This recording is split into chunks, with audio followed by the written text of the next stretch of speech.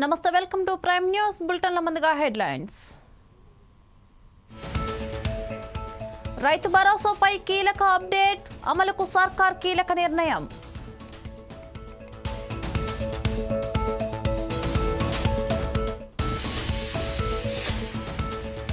Pending బిల్లులపై చర్చలు, BRS నాయకులు walkout.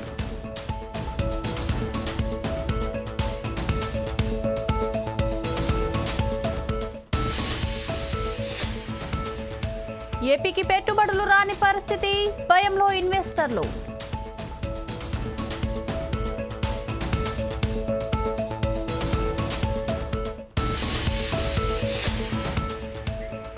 Hostel తనిఖీ చేసిన కలెక్టర్, హాస్టల్ సిబ్బంది సస్పెండ్.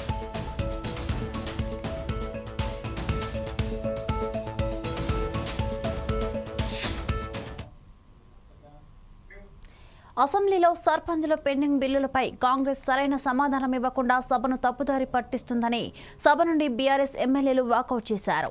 ఇది సరైన పద్ధతి కాదని మాజీ మంత్రి హరీష్ రావు కీలక వ్యాఖ్యలు చేశారు. ఒక మాట అన్నారు, నా పేరు తీసుకొని, మీరు అప్పుడే డబ్బులు ఇచ్చుంటే బాగుండేదని. ఎస్, నేను ఇచ్చాను. మా గౌరవ కేసీఆర్ గారి ఆదేశాల మేరకు పల్లె ప్రగతి కింద ప్రతి నెల 275 కోట్ల రూపాయలు మేము గ్రామ పంచాయతీలకు ఇచ్చాం. పల్లె ప్రగతి ప్రారంభమైన తర్వాత 3,300 కోట్ల రూపాయలు 3,300 కోట్ల రూపాయలు మేము గ్రామ పంచాయతీలకు ఇచ్చాం. ఒకవేళ మీరు ఆ పద్ధతిని కొనసాగించుంటే నెల 275 కోట్లు ఇచ్చుంటే ఇవాళ ఈ బకాయిలు ఉండేటియే కాదు అనేటువంటి విషయాన్ని మనం చేస్తా ఉన్నా. ఇవాళ కాంగ్రెస్ పార్టీ ఈ సర్పంచుల పాలిట, పేద కాంట్రాక్టర్లు, ఎంపీటీసీలు, జెడ్పీటీసీల పాలిట ఈ హస్తం గుర్తు భస్మాసుర హస్తమై కూర్చున్నది. ఇవాళ వాళ్ళ ఉసురు పోసుకుంటున్నారు. సో దయచేసి మంత్రి గారిని నేను స్పష్టంగా అడిగా, సంవత్సర కాలంలో మీరు క్లియర్ చేయలేదు. ఒక్క నవంబర్లో బడా కాంట్రాక్టర్లకు 1,200 ఇచ్చారు. అందులో సగం ఇస్తే సర్పంచ్ల బిల్లులు క్లియర్ అవుతుండే.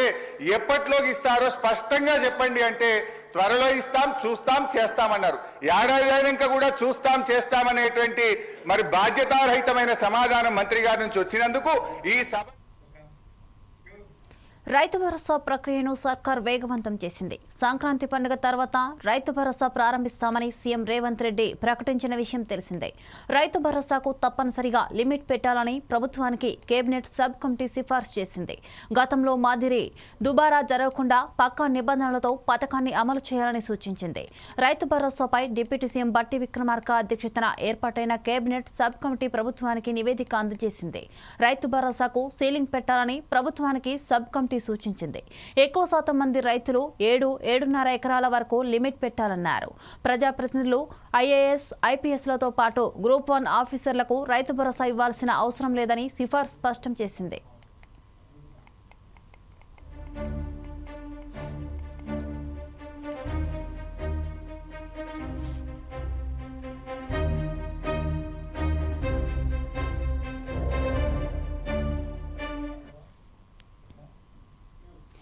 ఆంధ్రప్రదేశ్లో సీఎంగా చంద్రబాబు రాగానే హైదరాబాద్లో రియల్ ఎస్టేట్ పూర్తిగా పడిపోయిందని, అమరావతికే పెట్టుబడులన్నీ వెళ్తున్నాయని, రియల్ ఎస్టేట్ రంగం అమరావతికి వెళ్తుందంటూ జరుగుతున్న ప్రచారంపై తెలంగాణ మంత్రి పొంగులేటి శ్రీనివాసరెడ్డి సోషల్ మీడియాలో స్పందించారు.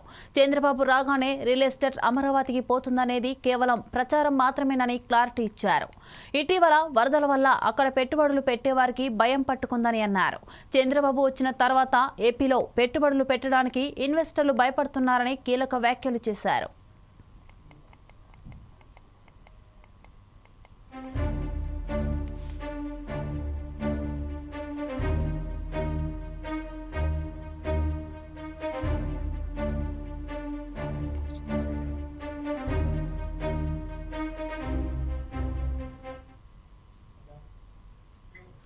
మెదక్ జిల్లాలో వైద్య కళాశాలలో ప్రత్యక్ష తరగతులు, ఇందిరా మహిళా క్యాంటీన్ను శాసనసభ్యులు మైనంపల్లి రోహిత్, జిల్లా కలెక్టర్ రాహుల్ రాజ్ ప్రారంభించారు. ఈ సందర్భంగా గత పాలకులు మెదక్ నియోజకవర్గ అభివృద్ధికి కొబ్బరికాయలతోనే కాలాన్ని గడపాలని శాసనసభ్యులు మైనంపల్లి రోహిత్ ఆరోపించారు. కాంగ్రెస్ ప్రభుత్వం ఏర్పడి సంవత్సర కాలంలోనే అభివృద్ధి చేస్తున్నామని తెలిపారు. ప్రభుత్వం వైద్య రంగానికి పెద్దపీట వేస్తూ ప్రతి నిరుపేదలకు ఉచిత వైద్యం అందించాలని, ఆరోగ్యవంతమైన సమాజం నిర్మించాలనే లక్ష్యంతో జిల్లాలో వైద్య కళాశాలతో పాటు నర్సింగ్ కళాశాల ప్రారంభించుకోవడం జరిగిందన్నారు. వైద్య విద్యార్థులు ఏమైనా సమస్యలు ఉంటే తమ దృష్టికి తీసుకురావాలని, పరిష్కారానికి కృషి చేస్తామని ఎమ్మెల్యే హామీ ఇచ్చారు.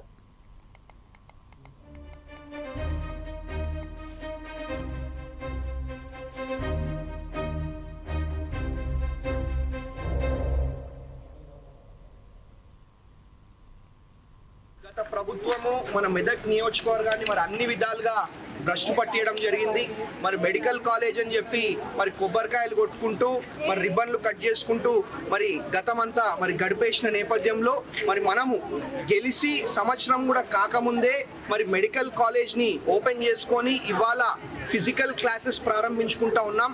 కాబట్టి మెడికల్ స్టూడెంట్స్కి ఎటువంటి ఇబ్బంది లేకుండా మరి అన్ని సౌకర్యాలు కూడా కల్పించే విధంగా మరి డిస్ట్రిక్ట్ కలెక్టర్ గారు కూడా మరి చర్యలు తీసుకోవాలని చెప్పి మరి ఆదేశించడం జరిగింది. ఇదే కాదు, మెడికల్ మరి విద్యా వైద్యాన్ని మరి బ్రహ్మాండంగా మరి కొనసాగించే విధంగా చర్యలు తీసుకుంటామని చెప్పి మరి మా ప్రింట్ అండ్ ఎలక్ట్రానిక్ మీడియా సోదరుల ద్వారా మా మెదక్ కుటుంబ సభ్యులకు తెలియజేసుకుంటూ మరి అదే కాకుండా మరి మా స్టూడెంట్స్కి ఎటువంటి ఇబ్బంది లేకుండా మరి మా స్టాఫ్కి ఎటువంటి ఇబ్బంది లేకుండా ఇవాళ మా మహిళా శక్తి మెస్ క్యాంటీన్ కూడా ఇవాళ ప్రారంభించుకోవడం జరిగింది. కాబట్టి ఎక్విప్మెంట్ కానివ్వండి ఏదున్నా మరి సడన్ ఇన్స్పెక్షన్స్ చేస్తూ మరి ఎటువంటి కష్టాలు లేకుండా ఎటువంటి సమస్యలు లేకుండా పిల్లలు మంచిగా చదువుకునే విధంగా మరి మేము చర్యలు తీసుకుంటామని చెప్పి తెలియజేసుకుంటూ ధన్యవాదాలు. గత పాలకులు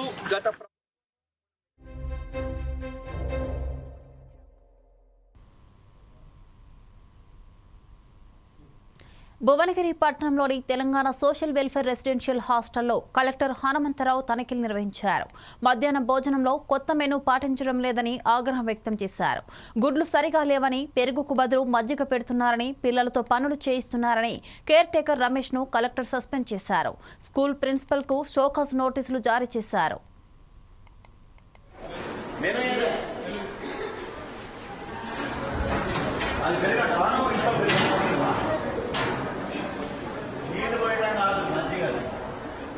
ఎందుకు ప్రభుత్వం 40% ఎడ్యుకేషన్ విద్యార్థులు మాట్లాడారా? What is that? ఏం చెప్తాను? సిద్దిపేట జిల్లా ప్రజ్ఞాపూర్ రాజీవ్ రహదారి రింగ్ రోడ్డు వద్ద రోడ్డు ప్రమాదం చోటు చేసుకుంది.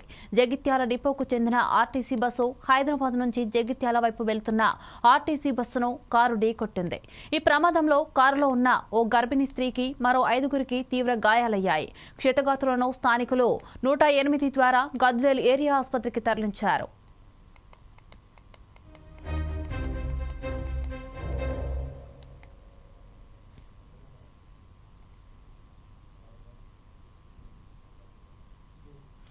కార్తీక మాసం అంటే శివుడికి ఇష్టం. ధనుర్మాసం అంటే విష్ణుమూర్తికి ఇష్టం. కార్తీక మాసం అయిపోతుంది, మార్గశిర మాసం రాబోతుంది. మరి ధనుర్మాసం ఎప్పుడు వస్తుంది? విష్ణువుకి ఇష్టమైన ధనుర్మాసంలో పూజలు చేయడం వల్ల కష్టాలు తొలగిపోతాయని, సుఖశాంతులతో జీవిస్తారని పోర్ట్ ట్రస్ట్ వెంకటేశ్వర స్వామి ఆలయ ప్రధాన అర్చకులు కృష్ణమాచార్యులు చెబుతున్నారు. అసలు విష్ణుమూర్తికి ధనుర్మాసం అంటే ఎందుకు ఇష్టమో ఆలయ ప్రధాన అర్చకులు కృష్ణమాచార్యులతో మా విశాఖ ప్రతినిధి Avatar Yadav face to face. కార్యక్రమాలు నిర్వహించాలి. అసలు భక్తులు ఏం ఆచరించాలి? ఏం ఆచరించాలి అంటే ఇప్పుడు మీరు ఎలా అయితే దీక్షలు తీసుకుని అయ్యప్ప దీక్షలు ఇలాంటి దీక్షలు ఉన్నాయి కదా, అమ్మవారి దీక్ష ఏ విధంగా అయితే చేస్తారో అదేవిధంగా ఈ ధనుర్మాస దీక్ష అంటారు.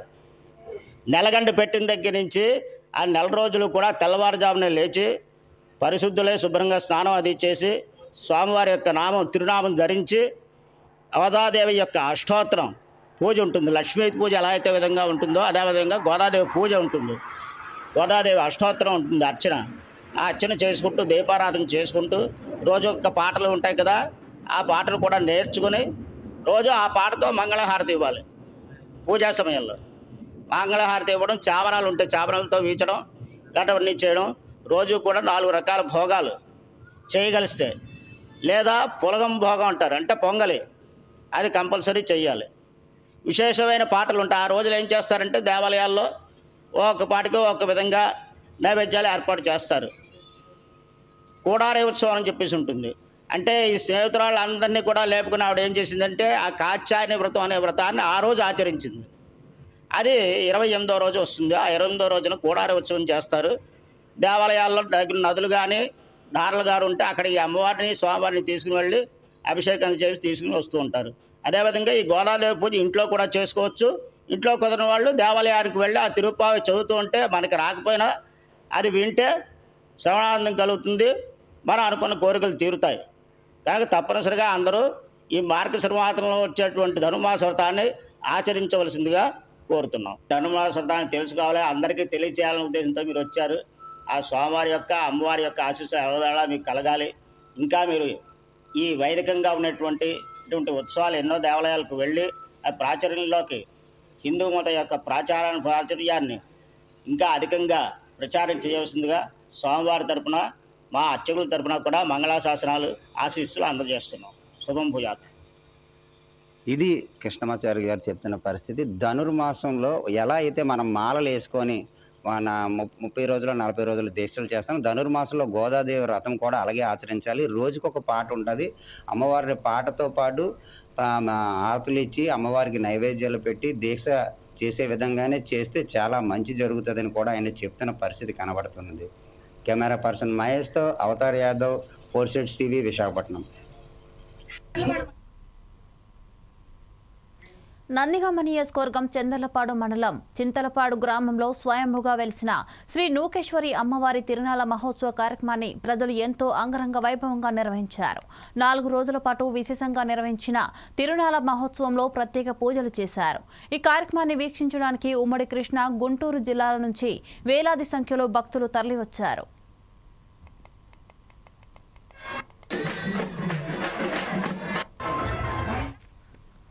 మండలం చింతలపాడు గ్రామం అండి. ఇక్కడ నూకేశ్వరి అమ్మవారి దేవస్థానం చాలా ప్రసిద్ధిగా ఉంది. ఈ అమ్మవారు వేలాది సంవత్సరాల నుంచి ఇక్కడ స్వయంభూగా వెలిసి ఉన్నారు. అమ్మవారి మహిమ అందరికీ ఈ చుట్టుపక్కల గ్రామాలలో ప్రతి ఒక్కళ్ళు వచ్చేసేసి మార్గశిర మాసం కోర్ల పున్నమి రోజు ఖచ్చితంగా వచ్చి అమ్మవారి దగ్గర దర్శనం చేసుకుని వెళ్తారు. అమ్మవారు చాలా మహిమ గల దేవత. కోరిన ఏది కోరుకుంటే అది తీర్చే దేవత అని చాలా ఈ చుట్టుపక్కల గ్రామ ప్రజలే కాకుండా మన దేశంలో ఎక్కడైతే ఈ ఊరు చుట్టుపక్కల వాళ్ళందరూ కూడా ఈ రోజు అంటే ఈ 3 రోజులు అన్నమాట. 3 రోజులు ఏంటి, నెల రోజుల కాడి నుంచి ఇది జరిగే జాతర చాలా అంటే చాలా ప్రసిద్ధి గాంచింది. ఇంకా పదండి